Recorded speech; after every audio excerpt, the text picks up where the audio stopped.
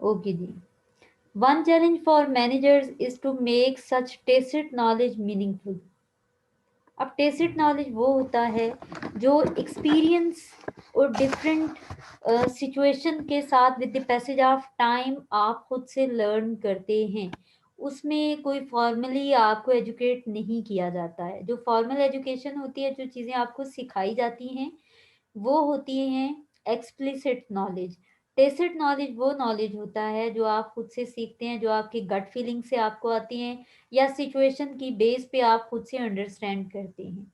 अब इस tacit knowledge को मीनिंगफुल बनाना मैनेजर्स के लिए बहुत चैलेंजिंग हो सकता है, कि जो चीज़ उनको समझ आ रही है उसको प्रैक्टिकली मद्देनजर रखते हुए आप कोई भी ऐसा इस तरीके से उस सिचुएशन को या उस अपॉर्चुनिटी को इस तरीके से आप टारगेट करो कि वो यूजफुल बनाई जा सकती हो आपकी ऑर्गेनाइजेशन के लिए। इवन कोई रिस्क भी है, अगर आपको बज़ाहिर रिस्क नज़र आ रहा हो, तो आप उस रिस्की सिचुएशन में अपने आप को, अपने बिजनेस को कैसे स्टेबल रख सकते हैं। या जैसे डिजास्टर मैनेजमेंट में कुछ मैनेजर्स होते हैं जिनके वो टेसिट नॉलेज की बेस पे देखते हैं कि ठीक है, अभी इस स्पेसिफिक सिचुएशन में मुझे कैसा एक्शन लेना चाहिए। तो टेसिट नॉलेज को मीनिंगफुल बनाना, समटाइम्स ऐसा होता है कि सिचुएशन समझ आ जाती है, लेकिन उस सिचुएशन में रिस्क को मिनिमाइज किस तरीके से करना है, ये हर मैनेजर की बस की बात नहीं होती है। या वो सिचुएशन को फिगर आउट कर लेता है, लेकिन उसकी बेस पे रिस्क को मिनिमाइज नहीं कर सकता, और उसको फिर इफेक्टिवली इस तरीके से वो यूटिलाइज नहीं कर सकता, या उस सिचुएशन में ऐसा डिसीजन नहीं ले सकता है जो कि ऑर्गेनाइजेशन के लिए ज़्यादा इफेक्टिव हो। तो ये चैलेंज हो सकता है, इसलिए फिर ज़रूरी होता है कि मैनेजर्स के ऊपर ज़्यादा फोकस किया जाए, उनके अंदर ऐसी एबिलिटीज़ को डेवलप किया जाए कि वो अक्वायर्ड नॉलेज को यूटिलाइज कर सकें for the betterment of organisation. अब यहाँ पे स्मार्ट मैनेजमेंट डेवलपमेंट का कॉन्सेप्ट इसीलिए आया, जिसका मकसद क्या है, या जो कि हेल्प आउट कर सकता है मैनेजर्स को by exploring the necessary skills to systematise and facilitate knowledge sharing behaviours. अब पहले क्या होता था कि कंपनी में अगर किसी को कुछ आता है, कोई मैनेजर है, उसका टैलेंट होता था, वो उसकी बेस पे अपने डिपार्टमेंट के लिए यूजफुल हुआ करता था। वो अपने जो को मैनेजर्स हैं उनको वो बिल्कुल भी कोई अपने जो उसका टेसिट नॉलेज है वो शेयर नहीं करता था। जैसे कोई क्रिटिकल सिचुएशन है, उसमें कैसे आपने कौन से एलिमेंट्स पे मेन फोकस रखना है, या उनमें किन चीज़ों की बेस पे आपने डिसीजन मेकिंग करनी है। ये कुछ जो बहुत पुराने गुरुज होते हैं जो कि 60s 70s की एज में चले जाते हैं, उन्होंने अपना लाइफ टाइम ऑर्गेनाइजेशन में गुजारा होता है। वो डिफरेंट डेकेड्स में डिफरेंट एक्सपीरियंसेस कर चुके हुए होते हैं, तो उसकी बेस पे उनको पता होता है कि इस सिचुएशन से हमने किस तरीके से बच के निकलना है, या अपना सर्वाइवल कैसे इंश्योर करना है। तो वो क्या करते थे, अपने उस टेसिट नॉलेज को शेयर नहीं करते थे। लेकिन उसके बाद फिर काफ़ी ज़्यादा रिसर्च कम्युनिटी ने नॉलेज शेयरिंग के ऊपर बहुत फोकस किया, कि आप जितना ज़्यादा नॉलेज शेयर करेंगे उतना ज़्यादा you will be more beneficial for your organisation and for your colleagues. तो knowledge sharing is a good thing. तो अब वो इंडिविजुअल जो कि टेसिट नॉलेज जिसके पास है, उसको वो सिस्टम का हिस्सा बनाए। ये स्मार्ट मैनेजमेंट डेवलपमेंट में इस चीज़ के ऊपर फोकस किया गया, कि वो मैनेजर जिनके पास किसी भी तरह का टेसिट नॉलेज है वो उसको सिस्टम का हिस्सा बनाए। इससे क्या होगा कि जब वो नॉलेज को शेयर कर रहे होंगे तो ऑब्वियसली हर इंडिविजुअल का पर्सपेक्टिव डिफरेंट होता है, हर मैनेजर का पर्सपेक्टिव डिफरेंट होता है। वो डिफरेंट सिचुएशंस में डिफरेंट एलिमेंट्स के ऊपर फोकस कर रहा होता है, और उसकी बेस पे वो डिसीजन मेकिंग डिफरेंट तरीके से कर सकता है, वो डिफरेंट तरीके की प्रॉब्लम रेजोल्यूशन कर सकता है।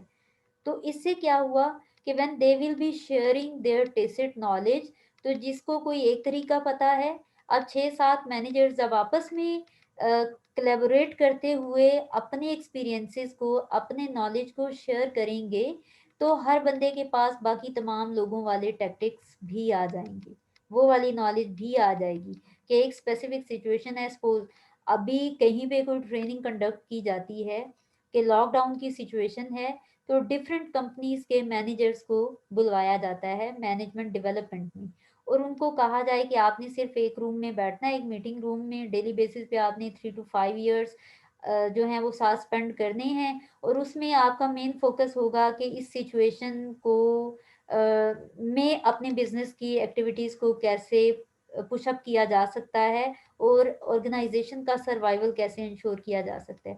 तो ऑब्वियसली लॉकडाउन में भी जो मैनेजर्स अपनी ऑर्गेनाइजेशन के बिहाफ पे अपनी ऑर्गेनाइजेशन को रन कर रहे हैं, या जिनके रेवेन्यूज इतने नहीं गिरे हैं जितने के बाकी जो कंपनीज हैं उनके रेवेन्यूज डाउन हुए हैं, या जितने उनको जिस भी तरह के मल्टीपल लॉसेस बियर करना पड़े हैं, तो हर एक मैनेजर अपना अपना एक्सपीरियंस, अपनी अपनी स्ट्रेटजीज शेयर कर रहा होगा कि हमने पहले लॉकडाउन के अंदर ये अमेंडमेंट्स की थी, हमारी डिसीजंस और स्ट्रेटजीज ये थी। तो इसी तरीके से दूसरा तीसरा चौथा हर मैनेजर आपस में शेयर कर रहा होगा अपने नॉलेज को, तो उसकी बेस पे फिर ऑब्वियसली वो वही नॉलेज शेयर करेंगे कि ये मैंने ये वाली स्ट्रेटजी बनाई, इसकी इम्प्लीमेंटेशन में मेरे साथ ये मसले मसाइल आ रहे थे, और उनके लिए जो अकॉर्डिंगली करेक्टिव एक्शन था वो मैंने ये लिया, तो हमारा वो आउटपुट आया जो कि हमने एक्सपेक्ट किया था। इट मीन्स के जो हमारी एक्सपेक्टेशंस थी हमने उनको मीट किया by using these patterns, by using these strategies, her manager share कर रहा होगा। तो अब variety of decisions in the same situation एक ही मैनेजर के पास आ जाएगी।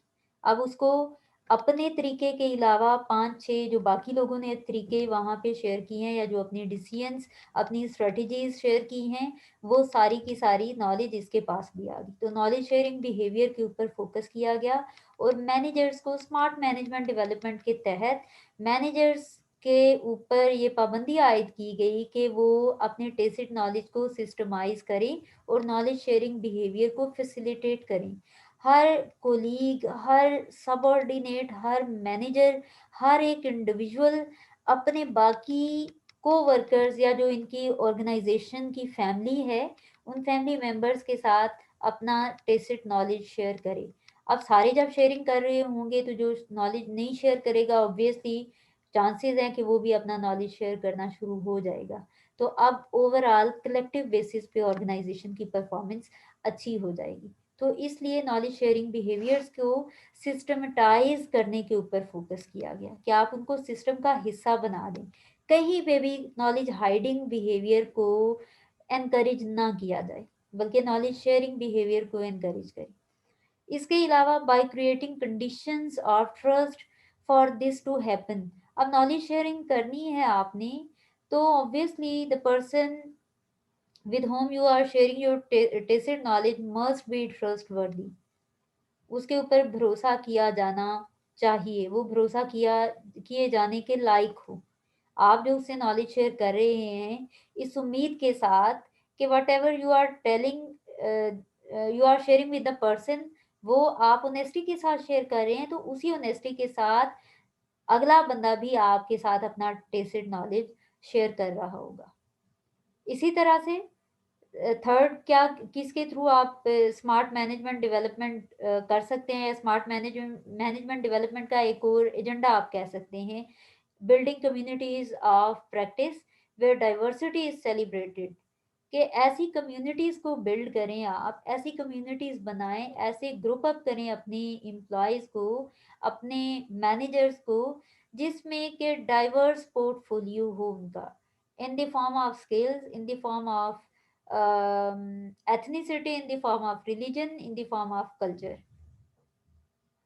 तो डाइवर्सिटी की बेस पे आप कम्युनिटीज को बिल्ड करें। अब different cultures, different ethnicity, different religion, different gender, different qualification level, different experience level वाले लोग जब एक ही एम्प्लॉय के, एक ही मैनेजर के अंडर काम कर रहे होंगे, तो मैनेजर में उन सारों के डिफरेंसेस को मैनेज करने की एबिलिटी भी आएगी।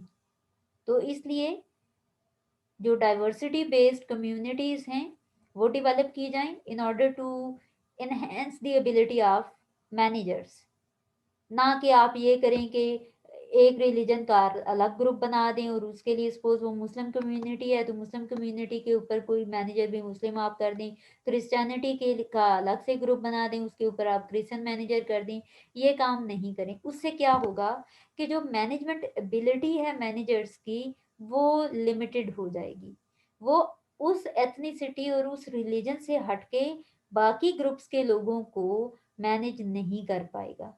तो जितनी वर्सिटिलिटी होगी, जितनी ज़्यादा डाइवर्सिटी होगी, जितने ज़्यादा डिफरेंसेस होंगे among workers of an organisation, उनको जो मैनेजर मैनेज करेगा ऑब्वियसली उसकी ability to manage diversity will be enhanced. तो ये फोकस भी करना पड़ेगा। तो हम कह सकते हैं कि नॉलेज ब्रोकर्स होते हैं हमारे managers. That's why we are focusing on development of managers, क्योंकि उन्होंने पूरी की पूरी ऑर्गेनाइजेशन या पूरे का पूरा एक सेटअप, एक सिस्टम मैनेज करना है। तो उसके उनकी डेवलपमेंट अगर नहीं होगी तो ऑब्वियसली जो निचले सबऑर्डिनेट्स हैं उनकी डेवलपमेंट भी कंप्रोमाइज्ड होगी। इसलिए ज़्यादा फोकस मैनेजर्स की डेवलपमेंट के ऊपर किया गया। और इसमें के नॉलेज बेस्ड है, नॉलेज ब्रोकर्स हम कह रहे हैं तो नॉलेज की बेस पे फिर ये टेसिट नॉलेज की एक्विजिशन एंड यूटिलाइजेशन की बात हो रही है। और क्रिएशन, वो नॉलेज टेसिट नॉलेज को क्रिएट कैसे करेंगे, obviously when they will be expose to unseen situations, नई चीज़ों को एक्सपीरियंस करेंगे, न्यू इंटरवेंशंस करेंगे, न्यू चेंजेस लेके आएंगे, तो उसका क्या इम्पैक्ट है उसकी बेस पे फिर they will be able to learn some new tacit knowledge. और टेसिट नॉलेज को फिर सिस्टम का हिस्सा बनाया जाना चाहिए। आप नॉलेज शेयरिंग के लिए प्लेटफॉर्म मुहैया करें, लोगों को जो है इतना ट्रस्ट वर्दी बनाएं कि वो नॉलेज शेयर कर सकें अपनी फुल ऑनेस्टी के साथ। प्लस ये कि मैनेजमेंट को डाइवर्स कम्युनिटी हैंड ओवर की जाए ताकि उनके अंदर ऐसी एबिलिटी जनरेट हो कि उनको समझ आए कि ठीक है एक डाइवर्स पोर्टफोलियो वाले लोगों को मैंने किस तरीके से मैनेज करना है। और जब वो डाइवर्स पोर्टफोलियो वाली कम्युनिटी को मैनेज करेगा तो फिर मैनेजमेंट के बाद ही will be able to know कि इस टाइप की डाइवर्सिटी को कैसे इफेक्टिवली मैनेज किया जा सकता है। तो जब मैनेज करेगा तो उसका टेसिट नॉलेज उसके एक्सपीरियंस की बेस पे आएगा। सेकंड मेन इम्पोर्टेंस क्या है, why we are focusing on management development, वो है because managers are linchpins of learning. कि जितनी भी लर्निंग इनसाइड द ऑर्गेनाइजेशन हो रही है या आउटसाइड द ऑर्गेनाइजेशनल फैक्टर्स भी अगर कोई लर्निंग हो रही है तो उसको ऑफ कोर्स ऑर्गेनाइजेशन में यूटिलाइज किया जाएगा।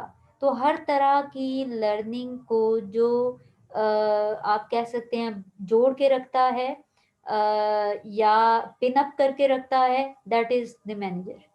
इसलिए भी मैनेजर्स की डेवलपमेंट पे फोकस किया गया है।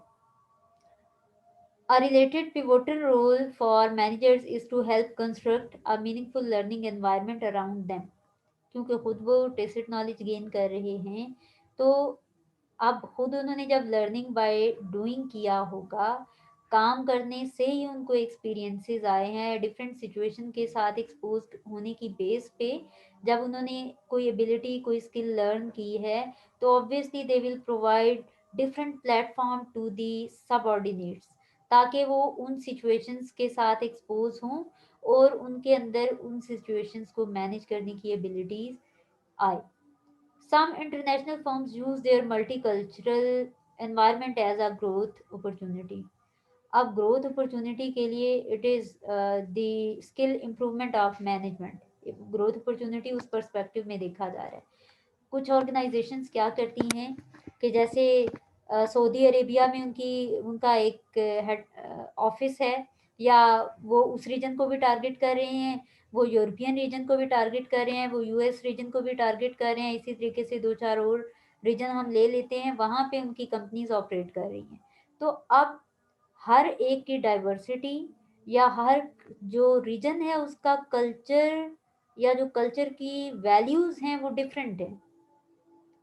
तो उनमें उन वैल्यूज़ को कैसे अंडरस्टैंड करना है, उस नेशनल कल्चर की बात हो रही है, उसको अंडरस्टैंड करना, और एक ही नेशनल कल्चर को अंडरस्टैंड करना और 5 से 6 डिफरेंट कल्चर्स को अंडरस्टैंड करना, ऑब्वियसली इन दोनों में बहुत डिफरेंस है। तो इसलिए कंपनीज क्या करती हैं, अपने जो उनके मैनेजर्स होते हैं, स्पेशली जो इनके मार्केटिंग मैनेजर्स होते हैं, वो उनको डिफरेंट कल्चर्स में ट्रेनिंग के लिए भेजते हैं। कभी यूएस भेज रहे हैं, कभी वो जो है वो इंडोनेशिया में भेज रहे हैं, कभी वो कहीं भेज रहे हैं, कभी कहीं भेज रहे हैं, कि वहाँ पे उनके जो कल्चर की कॉमन शेयर्ड वैल्यूज़ हैं, उनको कैसे मैनेजर्स कंसिडर करते हुए कोई भी डिसीजन मेकिंग कर रहे होते हैं, कोई भी स्ट्रेटजी डिवाइस कर रहे होते हैं। तो जब मल्टीपल कल्चर्स में मैनेजर्स को लेके जाया जाएगा और उस कल्चर के ऊपर उनको जो है वो एक्सपोज किया जाएगा डिफरेंट कल्चर्स के साथ, और वहाँ पे वो जब मैनेज कर रहे होंगे उन ग्रुप ऑफ पीपल को, तो ऑब्वियसली उनके ट्रेनिंग ज़्यादा हो रही है, उनकी जो कैपेसिटी है या जो उनकी एबिलिटी है डिफरेंट कल्चर्स को मैनेज करने की, वो इम्प्रूव हो जाएगी। For instance, they plan strategic secondments, जैसे इसमें होता है कि आप टेम्परेरीली बेसिस पे ट्रांसफर्स कर देते हैं, कभी आप किसी को यूएस भेज रहे हैं, कभी अमेरिका, ये चाइना, कभी जापान भेज रहे हैं, कभी सऊदी अरब, कभी दुबई भेज रहे हैं, आप टेम्परेरी बेसिस पे उनको ट्रांसफ़र कर रहे होते हैं। पर्पस क्या होता है कि जब वो वहाँ पे उस सेटअप में काम करेंगे, तो पाकिस्तानी सेटअप और अमेरिकन सेटअप ऑब्वियसली डिफरेंट होगा। तो वहाँ से कुछ चीज़ें सीख के आएगा। उसको पता होगा कि हमने 10 मिनट लेट, मतलब अगर ये 10:15 है, इट डजंट मीन कि ये 10:30 या पौने 10 हो, पौने 11 होगा, ये 10:15 का मतलब 10:15 ही होगा।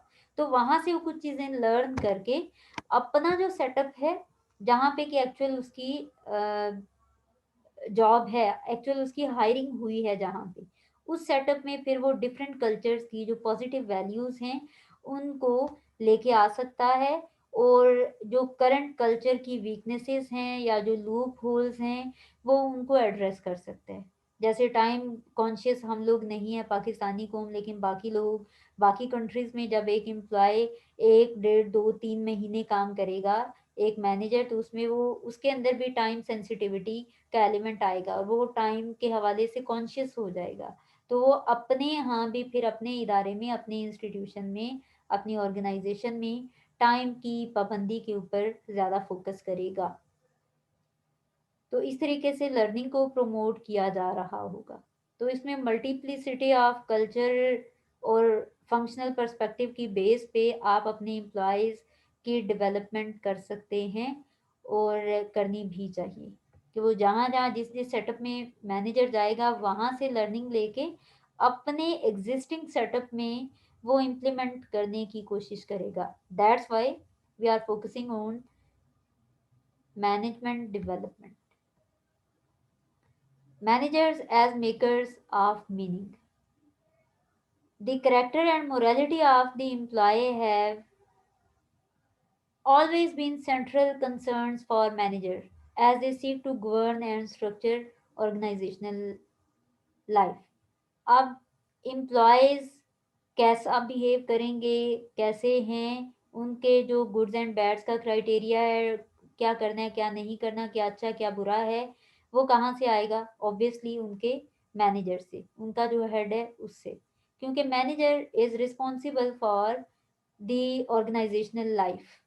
उसका कैसा स्ट्रक्चर होगा, कौन से रूल्स पॉलिसीज बनेंगे, कोड ऑफ कंडक्ट क्या होना चाहिए एक ऑर्गेनाइजेशन के अंदर, वो डिसाइड करता है मैनेजर। तो जैसे ही पॉलिसी बनाई जाएगी, वैसा ही एम्प्लॉय का मोरालिटी लेवल और उनका जो करेक्टर है वो बिल्ड होगा। तो क्या करना अलाउड है, क्या करना अलाउड नहीं है, क्या टाइम के ऊपर आप फ्लेक्सिबिलिटी शो कर सकते हैं, किस लेवल तक फ्लेक्सिबिलिटी शो कर सकते हैं, या whatever you are promising in the form of your task, in the form of your output, उतने टाइम में उतना आउटपुट आप दे रहे हैं या कि नहीं दे रहे, या सिर्फ आप इन राइटिंग ही वो चीज़ें प्रमोट कर रही हैं। तो एक्चुअल आपकी जो परफॉर्मेंस है वो क्या चल रही है। तो it all depends upon managers. That's why we are focusing on management development, और मैनेजमेंट डेवलपमेंट की इम्पोर्टेंस है।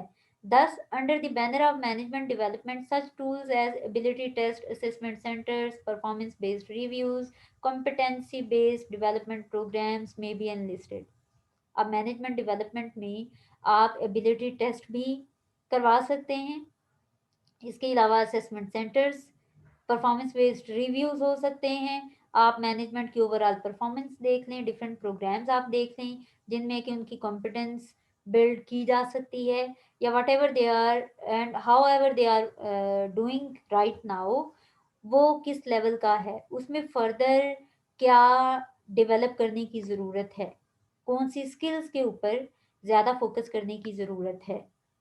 इसके अलावा despite the claims of organisational initiative to be about improving efficiency, interventions like these often ignore certain key elements of organizational structure and process, the nature and role of power, of conflicts, of exploitation, of difference. अब organisation में different तरह के जो भी improvement लाई जा रही होती हैं उनमें मेन फोकस क्या होता है कि पावर का रोल क्या है, उसकी नेचर क्या है, पावर जो आप कह सकते हैं कि मतलब पावर्स जो हैं वो डिफरेंट हायरार्किकल लेवल्स पे जो भी डिस्ट्रीब्यूशन ऑफ पावर है उनमें डिफरेंसेस कितने हैं, किसके पास कितनी पावर है, उसको किस तरीके से यूटिलाइज कर सकता है और उसको किया जाना अलाउड है, प्लस कॉन्फ्लिक्ट्स किस तरह के हैं, और इसके अलावा जो जितने भी तरह के डिफरेंसेस आ गए या अपॉर्चुनिटीज़ को अगर आप एक्सप्लॉइट कर रहे हैं या एक दूसरे को अगर आप उनकी स्ट्रेंथ्स और वीकनेसेस की बेस पे आप किसी को ट्रेनिंग प्रोवाइड कर रहे हैं नहीं कर रहे, डेवलपमेंट कर रहे हैं नहीं कर रहे, या जो भी डिसीजन आप ले रहे हैं इसमें एफिशिएंसी रिक्वायर्ड है, लेकिन ऑर्गेनाइजेशनल इनिशिएटिव्स में इन चीज़ों के ऊपर काफ़ी ज़्यादा कंप्रोमाइज़ किया जाता है। This places undesirable demands upon middle managers, they may be uneasy about the role cast for them. अभी तक की जो हमारी मैनेजर्स के हवाले से डिस्कशन हुई है उसमें तो काफ़ी ऐसी हमें लगता है कि he is the only person, manager की बात हो रही है जिसके ऊपर हर चीज़ की जिम्मेदारी आयद होती है। ऑर्गेनाइजेशन के लिए अच्छा क्या बुरा क्या है वो डिसाइड करेगा, ऑर्गेनाइजेशन के डिसीजन मेकिंग के लिए ऑर्गेनाइजेशन जहाँ जहाँ से जिन सोर्सेज से इंफॉर्मेशन गैदर कर रही है वो कौन देखेगा, अक्वायर कौन करेगा, क्रिएट कौन करेगा और उसकी बेस पे उसको किस तरीके से यूटिलाइज करेगा, again he is the manager. Diversity को कौन मैनेज करेगा, मैनेजर। ऑर्गेनाइजेशन के सेटअप को, ऑर्गेनाइजेशन में डिफरेंट जो पावर डिस्ट्रीब्यूशन है, कॉन्फ्लिक्ट हैंडलिंग हो गए, डिफरेंसेस हो गए, उनको कौन मैनेज कर रहा है, अगेन मैनेजर। ऑर्गेनाइजेशन की ओवरऑल एफिशिएंसी को, परफॉर्मेंस को कौन मैनेज कर रहा है, मैनेजर। ऑर्गेनाइजेशन के बिहेवियर्स, जो एम्प्लॉयज के बिहेवियर्स हैं वो कौन मैनेज कर रहा है, अगेन मैनेजर। तो हमें लगता है कि सबसे ज़्यादा जो worthwhile person inside the organisation है वो है मैनेजर, इसलिए भी मैनेजर बहुत मीनिंगफुल है, तो इसके डेवलपमेंट के ऊपर ज़्यादा फोकस किया गया है। कंट्रोवर्सी 4 है, डेफिनेशन की बेस पे जो हमारी हमने 3 कंट्रोवर्सीज पढ़ी हैं, चौथी उनमें है व्हाट इज़ इफेक्टिव परफॉर्मेंस। हमने पढ़ा था कि इट इज़ इम्प्रूविंग, जो हमारी डेफिनेशन ऑफ मैनेजमेंट डेवलपमेंट है वो कुछ थी, science and art of improving the skills of management so that they can give their performance more effective या they can effectively perform their jobs, कुछ ऐसी definition थी। तो उसकी बेस पे अब इफेक्टिव परफॉर्मेंस किसको कहा जा रहा है, तो ये लास्ट पार्ट है डेफिनेशन का। इसका मतलब ये हुआ कि whenever we say performance की इफेक्टिवनेस, तो इफेक्टिवनेस का मतलब ये there must be some standards, उनके हिसाब से आप परफॉर्मेंस को देख रहे हैं और जितना ज़्यादा नियरेस्ट टू दी स्टैंडर्ड होगी परफॉर्मेंस वो इफेक्टिव परफॉर्मेंस होगी। या उसमें रिसोर्सेज की मैक्सिमम यूटिलाइजेशन की बात हो रही है, या क्या मैक्सिमम प्रोडक्शन की बात हो रही है, स्किल या नॉलेज के एक्विजिशन की बात हो रही है, या उनकी यूटिलाइजेशन की बात हो रही है। मैनेजरियल रोल्स ढेर सारे हमने पढ़े हैं, हमारी अभी तक की जितनी भी क्लासेस हैं उनकी डिस्कशन की बेस पे मैनेजरियल रोल्स बहुत हैं। अब उनमें इफेक्टिव परफॉर्मेंस किस बेस पे कहा जा रहा है, किसको इफेक्टिव परफॉर्मेंस कहा जा रहा है। There are a variety of stakeholders. हमें पता है स्टेक होल्डर्स वो इंडिविजुअल्स होते हैं, वो फर्म्स होते हैं, वो कोई भी एलिमेंट है जो कि ऑर्गेनाइजेशन के ऊपर असरअंदाज हो रहा है, जो कि ऑर्गेनाइजेशन को इन्फ्लुएंस कर रहा है और ऑर्गेनाइजेशन से इन्फ्लुएंस हो भी रहा है। तो इसमें पार्टिसिपेंट्स आ जाते हैं, एम्प्लॉयज जो मैनेजर्स हैं उनके सबॉर्डिनेट्स आ जाते हैं, उनके पीयर्स, उनके कोलीग्स आ जाते हैं, लाइन मैनेजर्स आ सकते हैं, हर वो इंडिविजुअल आ सकता है जो कि बिजनेस एक्टिविटीज़ को इन्फ्लुएंस कर रहा है। इसके अलावा एचआर प्रोफेशनल्स आ सकते हैं, सीनियर मैनेजर्स हो गए, बिजनेस प्लानर्स हो गए, एक्सटर्नल कंसल्टेंट्स आ गए, इवन गवर्नमेंट फंडिंग एजेंसीज आ गई। सारे के सारे डायरेक्टली और इनडायरेक्टली बिजनेस एक्टिविटीज को इन्फ्लुएंस कर रहे होते हैं। तो क्या इसको इफेक्टिव परफॉर्मेंस कहा गया है? Each stakeholder has a different interest in influence over and ownership of training and development interventions। जब भी आप किसी भी तरीके की ट्रेनिंग एंड डेवलपमेंट करते हैं, कोई भी अगर चेंजेस इनसाइड द ऑर्गेनाइजेशन लेके आते हैं इस पर्पस के साथ कि आप अपने मैनेजर्स की एबिलिटीज़ को डेवलप करें, तो उसमें स्टेक होल्डर्स किस तरीके से इन्फ्लुएंस हो रहे हैं, स्टेक होल्डर्स का उसमें इंटरेस्ट क्या है और उनकी ओनरशिप का लेवल क्या होगा, ओवरऑल वो कितना बिजनेस को बिजनेस के अंदर इंटरवेंशंस अलाउ करते हैं और बिजनेस के अंदर इंटरवेंशंस का उनके ऊपर असर कितना होता है। तो हम कह सकते हैं in short, effective performance of managers can be defined as managing all stakeholders using their abilities. अब मैनेजर अगर अपनी तमाम तर एबिलिटीज को यूटिलाइज करते हुए हर स्टेक होल्डर को जब मैनेज कर रहा होगा, तो it will be known as effective performance of managers.